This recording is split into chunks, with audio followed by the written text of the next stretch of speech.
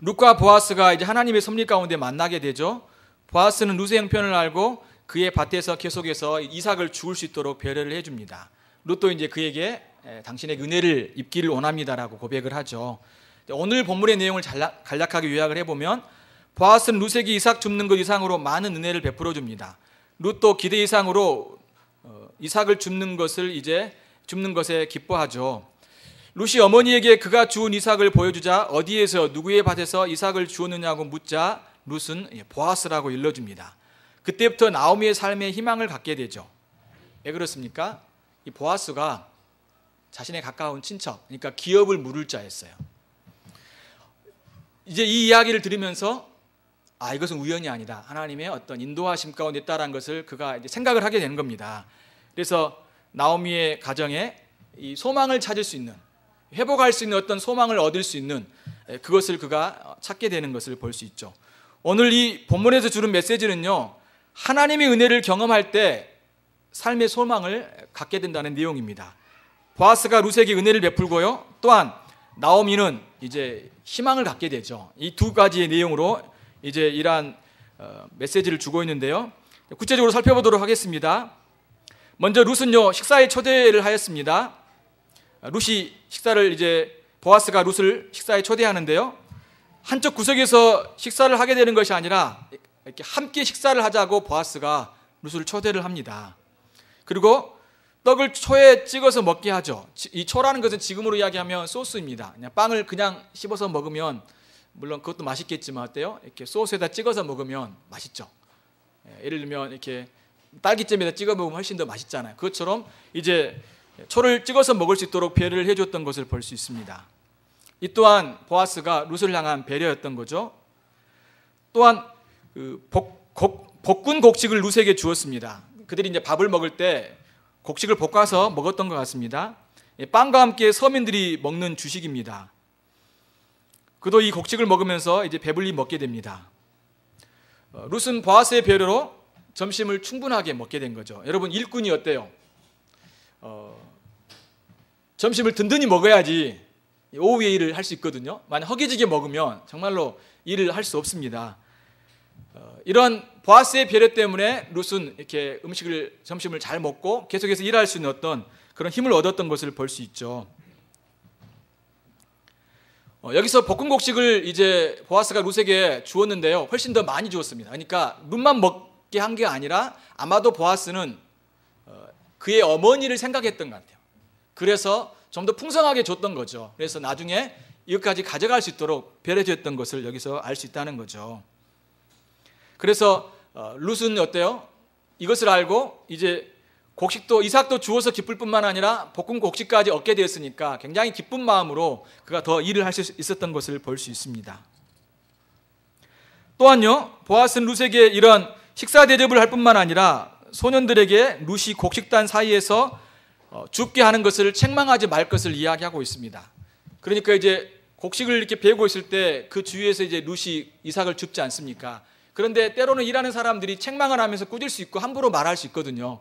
그렇게 하지 말라라고 이제 소년들에게 일러준 것이죠. 근데 그것뿐만 아니라 룻을 위해서요, 곡식 다발을 조금씩 뽑아가지고 이제 땅에다가 이렇게 버리라고 이야기를 하고 있습니다. 그건 무슨 말입니까? 이제 그것을 단순히 이렇게 곡식 남아있는 것뿐만 아니라 곡식 다발 중에 또 더 많은 이삭들을 줄 수 있도록 보아스가 배려해주고 있는 것을 볼 수 있죠. 이렇게 해서 저녁까지 이삭을 주었는데 얼마나 되었냐고 말을 하고 있냐면요, 17절 보십시오.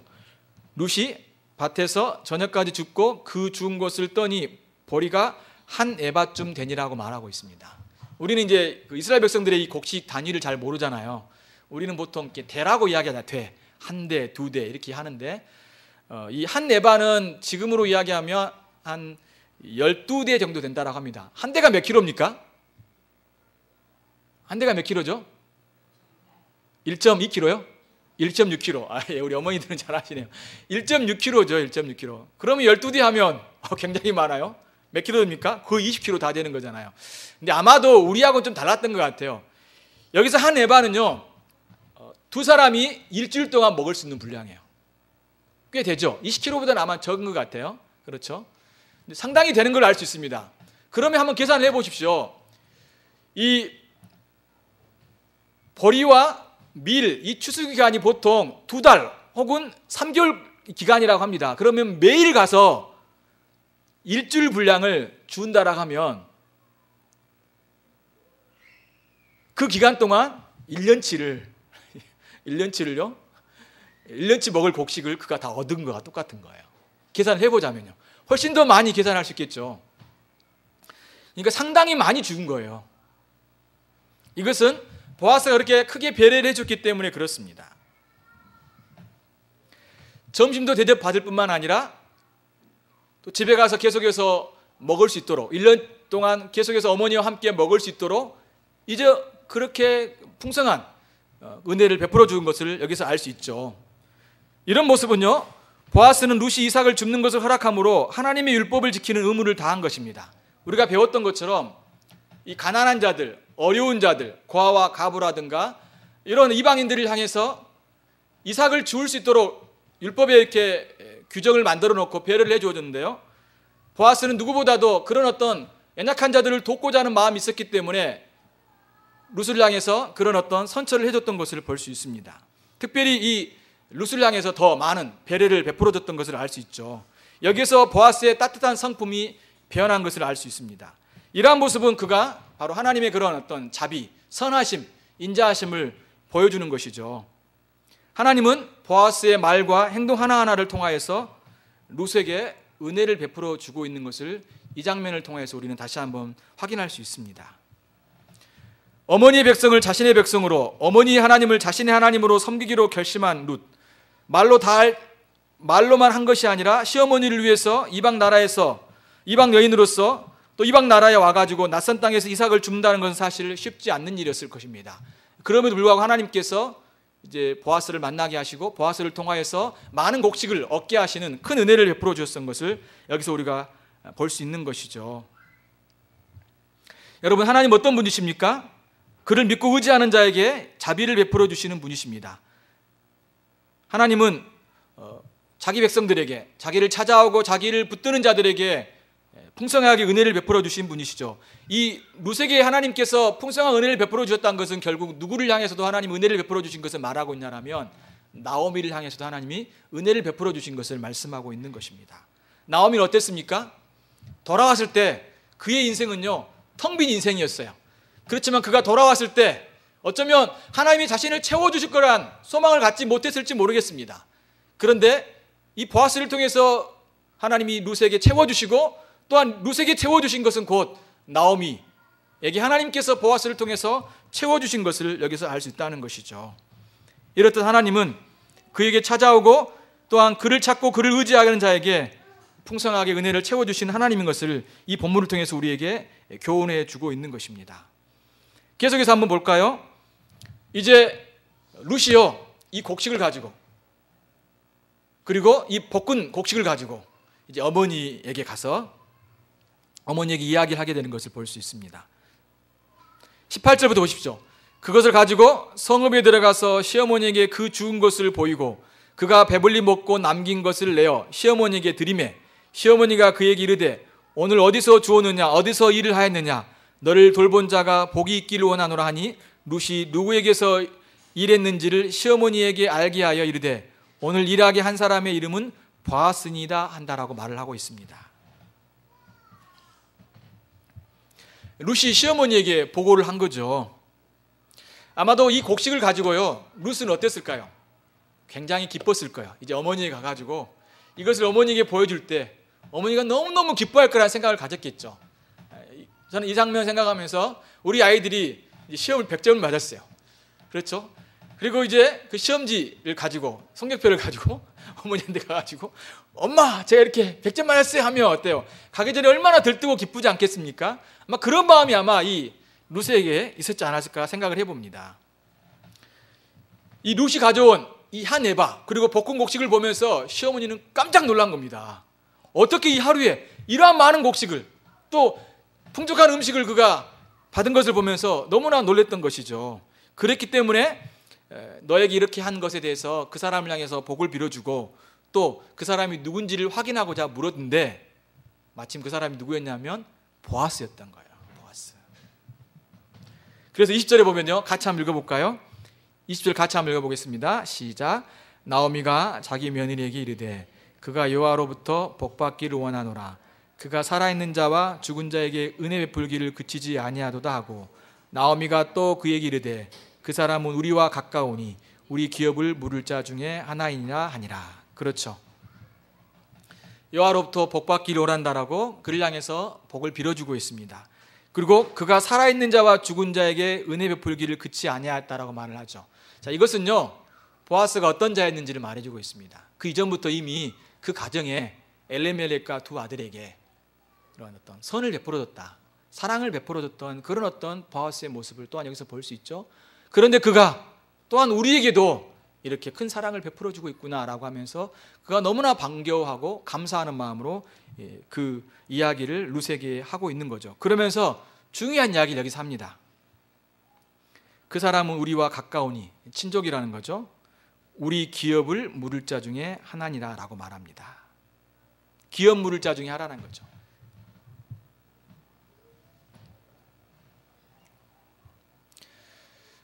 이스라엘 백성들은요, 하나님께서 어려움 가운데 있는 사람들을 어떻게 보호하셨냐면 그의 가까운 친척들을 통하여서 그들의 어려움으로부터 건져내기로 오셨던 것을 볼 수 있습니다. 그건 뭐냐면 단순히 가까운 친척만이 아니라 이스라엘 백성 전체가 한 형제로서 한 공동체인 것을 말씀해 주고 있는 것입니다. 그래서 어려움 가운데 있는 사람들을 모든 사람들이 도와야 될 것이죠. 만약 가까운 친척이 안 도와주면 그 다음 사람 계속해서 어려움 가운데 있는 사람들을 도와줘야 될 것을 가르쳐 주고 있는 겁니다. 이 장면은 사실은 우리에게도 적용되는 말씀이죠. 여러분, 신앙은 너무 우리가 너무 개인적으로 접근하는데요, 결코 그렇지 않습니다. 우리가 어려움 가운데 있는 사람들을 서로 돕고 또 그들에게 사랑을 베풀어주고 또 그들의 관심을 갖는 것이 모든 성도들이 우리 함께 가져야 될 그런 태도인 것이죠. 그래서 어려운 사람이 있는지를 늘 확인하고 또 형편도 묻고, 그래서 함께 도와줄 수 있는 그런 공동체가 돼야 되는 것입니다. 여기서 기업은 뭘 말할까요? 땅을 말하는 겁니다. 땅. 이스라엘이 가나안 땅에 들어왔을 때요, 지파별로 또는 집안별로 땅을 나누어 받았습니다. 근데 이 땅을요, 팔 수 있었을까요? 못 팔았을까요? 지파의 땅은요, 팔 수가 없었어요. 자기의 가정은요, 아무에게도 팔 수 없었습니다. 그런데 어쩔 수 없이 팔게 되죠. 어떤 경우가 그럴까요? 그렇죠. 가난하게 되면, 먹을 것이 없으면 결국 그 땅을 팔게 되는 겁니다. 그리고 소작농으로 살게 되죠. 만약 그 땅을 다시 되돌려 받으면 되겠지만 되돌려받지 못할 때는 가난을 대물림 받게 될 수밖에 없습니다. 그런데 언제 그 땅을 되돌려 받습니까? 50년이 되면 희년 때 되돌려 받게 되는 것이죠. 만약 그때가 너무 길면 어쩌면 평생 동안 그 가난함 가운데 살아갈 수밖에 없을 것입니다. 만약 마침 희년이 빨리 돌아오면 해결될 수 있지만 그렇지 못하면 굉장한 어려움을 겪게 되는 것이죠. 하나님께서는 이러한 기업을 물을 수 있는 제도를 통하여서 어려움 가운데 있는 사람들을 돕고 또 그들을 구원하기 위한 목적이었던 것을 알 수 있죠. 이것을 히브리어로는 때로는 고엘이라고도 이야기합니다. 결국은 보아스가 누굴까요? 고엘인 겁니다. 기업을 물을 자, 다시 말해서 구원자, 구속자라는 그런 의미인 것입니다. 나오미의 구속자는 누구였을까요? 보아스였습니다. 보아스. 기업을 물을 자는요, 땅을 사주는 일만 하는 것이 아니라 죽은 형제에게 후사를 낳아주는 일, 때로는 노예로 팔린 자를 돈을 지불하여 사는 일, 또한 살해당한 친척의 피를 보복하는 일, 이런 다양한 일들을 했습니다. 이 경우는 어떤 경우일까요? 죽은 형제에게 후사를 낳아주는 일이겠죠. 가족 구성원 중 한 사람이 여러 가지 일로 노예 상태나 극빈 상태나 자녀가 없는 경우나 공경에 빠질 때 하나님께서는 이 기업 물을 자라는 제도를 통하여서, 이 구속자라는 제도를 통하여서 그 백성들을 구원하기를 원하셨던 것을 볼 수 있죠. 결국은 이 제도는요, 이스라엘 백성들이 서로를 향해서 책임져야 될 것을 말씀해 주고 있고, 또한 이웃사랑하는 십계명의 구체적인 적용이라고 말할 수 있습니다. 이 고엘 제도는 결국 하나님께로서 나왔는데 이것은 바로 하나님께서 우리의 구원자이시기 때문에 그 구원의 개념이 여기에서도 다시 한번 배어 있는 것을 우리가 알 수 있는 것입니다. 하나님 어떤 분이십니까? 고난 가운데 있고 가난함 가운데 있고 궁핍 가운데 있고 또한 여러 가지 절박 가운데 있고 생명이 없는 그런 어떤 위험한 처지에 있었을 때 하나님께서는 그 백성들을 도와주시는 신실하신 하나님인 것을 말씀해 주고 있는 것입니다. 우리 삼위 하나님이 그런 분이시죠. 근데 하나님은 여기서 또한 이것을 통하여서 우리 가르쳐 준 건 뭐냐면 내가 너희들에게 구속자가 되었던 것처럼 너희들도 어려운 이웃을 향하여서 구속자가 되어야 될 것을 여기서 가르쳐 주고 있는 것입니다. 자, 그러면서요 계속해서 보겠습니다. 21절 보면요 21절부터는 나오미의 태도가 그 이전의 태도와 달라지는 것을 볼 수 있습니다. 모압 여인 룻이 이르되 그가 내게 또 이르기를 내 추수를 다 마치기까지 너는 내 소년들에게 가까이 있으라 하더이다 하니 나오미가 며느리 룻에게 이르되 내 딸아 너는 그의 소녀들과 함께 나아가고 다른 밭에서 사람을 만나지 아니하는 것이 좋으리라 한지라. 이 룻이 보아스의 소년들에게 가까이 있으며 보리 추수와 밀 추수를 마치기까지 이삭을 주우며 그의 시어머니와 함께 거주하니라고 말합니다. 21절에서는 보아스가 이야기한 내용이라면 22절에서는 나오미가 한 이야기죠. 보아스가 소년들에게 가까이 있으라고 이야기했습니다. 그 이유는 뭘까요? 이제 소년들이 혹시 이렇게 이삭을 다발들을 끊어가지고 너한테 주면 또 이삭이 떨어지면 그것들을 많이 챙겨서 가져가라고 이야기를 하는데 오히려 나오미는 어떻게 이야기합니까? 룻에게 그러지 말고 소녀들과 함께 나가고 다른 밭으로 사람들을 만나지 말라라고 이야기를 합니다. 그 이유는 뭘까요? 앞에 관련된 내용인 걸 알 수 있죠. 사실 이 장면은요 룻이 이제 이삭을 주우러 나가겠다고 이야기했을 때 나오미는 특별히 이렇게 대꾸하지 않고 적극적으로 관심을 갖지 않았습니다. 근데 여기서는요 오히려 나오미가 어떻게 합니까? 이제 행동 지침을 가르쳐 주는 거예요. 앞으로 어떻게 하라라고 이야기하는 겁니다. 왜요? 자기의 기업을 물을 자를 찾았기 때문에 그러는 것이요. 그 마음속에 하나님이 우리 가정에 구속자를 보내주셨구나. 그러려면은 이제 소년들 가까이, 젊은 사람들 가까이 있으면 안 되겠구나. 혹시나 이것 때문에 룻이 어려움을 당할 수 있으니까 그렇게 하지 말고 오히려 젊은 여자들 가까이 근처에 있으면서 그들과 함께 있으라라고 지금 코치를 해주고 있는 것입니다. 여기서 나오미는요 하나님께서 자신에게 은혜를 베풀어 주신 것을 알고 삶에 대한 소망과 또 하나님께서 자신에게 선한 일을 행하실 것을 기대하면서 이 룻에게 지금 지도해 주는 것을 볼 수 있는 것입니다. 말씀을 이제 마무리하도록 하겠습니다. 여러분, 나오미가 이전에는 그가 텅 빈 자로 또 자신의 그런 이름이 기쁨 이런 이름의 의미와 다르게 그런 참으로 말하라 괴로운 자라고 이야기하면서 자신의 삶에 대해서 정말로 괴로워하고 힘들어하면서 절망하고 낙심하는 마음을 가졌죠. 그의 며느리가 내가 이삭을 주우러 나가겠습니다라고 말을 했을 때 전혀 그가 크게 반응하지도 않았습니다. 그런데 나오미가 이삭을 주우오고 또 이 기업을 물을 자를 만났다는 이야기를 들려준 이후 나오미의 마음속에 생각이 바뀌게 된 겁니다. 왜요? 하나님께서 지금 그의 삶을 인도하고 계시고 그의 가정 안에 놀라운 일들을 행하고 계신다는 것을 보면서 다시 한번 삶의 소망과 희망을 갖고 있는 것을 볼 수 있던 거죠. 여러분, 우리가 여러 가지 어려움과 낙심 가운데 희망과 소망을 갖게 되는 그 근거는 뭘까요? 하나님의 은혜인 것입니다. 하나님이 나의 삶 속에서 나와 함께 하시고 나를 도와주시고 또한 나의 형편을 주님께서 아셔서 새로운 길을 열어주시면서 나를 하나님께서 선한 길로 인도하신 것을 우리가 눈에 볼 때 다시 한번 삶의 소망과 희망을 가지며 나아갈 수 있다는 것입니다. 하나님 은혜 때문에 우리가 살아갈 수 있다는 거죠. 여러분, 은혜를 우리가 어떻게 받습니까? 우리가 알듯이 하나님의 은혜를 받는 방법은 세 가지로 이야기합니다. 말씀을 들음으로 은혜를 받습니다. 또한 성례에 참여함으로 은혜를 받습니다. 또한 우리가 기도를 하는 것을 통하여서 은혜를 받습니다. 이 세 가지가 바로 은혜의 방편이에요. 물론 하나님 우리의 삶 속에서 섭리 가운데 우리의 삶을 인도하는 것을 통해서 우리가 하나님 은혜를 받을 수 있어요. 그렇죠? 섭리 가운데 주님이 우리를 도와주시고 역사하신 것을 볼 때 어때요? 우리는 그걸 통해서 하나님의 큰 은혜를 받습니다. 뿐만 아니라 더 공식적인 은혜는 뭐냐면 말씀을 들음으로, 기도를 함으로, 성례에 참여함으로 하나님의 풍성한 은혜를 받으면 나아간다는 것입니다. 그러면 여러분, 우리의 삶의 날마다의 소망과 용기와 힘과 담대함으로 나아갈 수 있는 것은 오직 하나님의 은혜를 날마다 받는 것으로부터 우리가 그러한 것들을 소망을 가지며 살아갈 수 있다는 것입니다. 여러분, 하나님 말씀을 가까이 하십시오.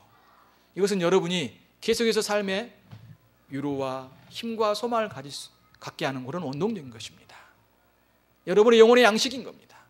여러분의 믿음을 굳세게 해주고, 또 여러분의 믿음을 성장시켜주고, 여러분을 새롭게 하고 더 하나님께 나아가게 하고 주님 은혜 가운데 나아가게 하는 그런 복된 하나님의 놀라운 섭리 가운데 주신 선물인 것입니다. 그러므로 여러분, 말씀을 가까이 하십시오. 기도하기 힘쓰시기 바랍니다. 또 우리가 함께 예배하는 가운데 성례에 참여함으로 우리가 더 큰 은혜를 받아서 주님을 섬기며 나아갈 것입니다.